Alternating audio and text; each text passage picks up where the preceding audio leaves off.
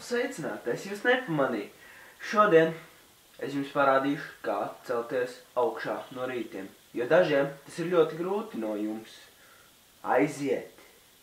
Pirmais, ko jūs nedrīkstat darīt, kad jūs mosties augšā no rītiem, nekad nerunājiet pretī jūsu vecākiem vai arī kādam cilvēkam, kurš jūs modina.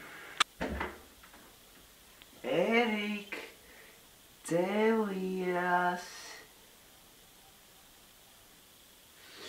Nu nē, negribu es celties, lieciet man mierā, es gribu pagulēt.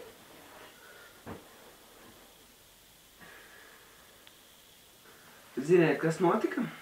Ēriks nepiecēlās, un viņš nokavēja skolu. Dabūja aizrādījumu no skolotājiem, no vecākiem, un viņam neatļauj skatīties televīziju. Ļoti skarbi. Otrais variants ir tāds. Jūs pamostaties uz pirmā vārda, ko pasaka cilvēks, kurš jūs modina. Vai arī tas ir modinātājs, vai kaut kas tāds. Nezinu, kā jums labāk te patīk. Ērika, celies! Jā, labi. Es ceļos.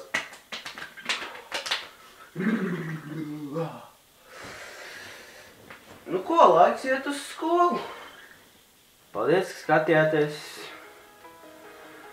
Un esiet ļoti laipni, subscribējiet mani, subscribējiet maniem draugiem. Latviem krīpēt, jo viņš sācis ir visādi sūdus veidu, bet baigi labi. Black Mood Animate, tieši tā. Un tagad pats jautrākais blooperī.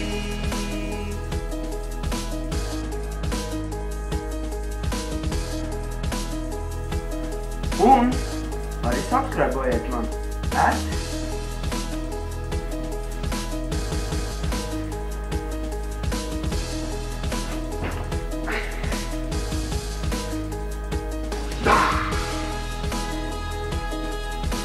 Nē, tas nedara. Es jums tagad parādīšu, kā ir atrasties mežā ar citiem dzīvniekiem.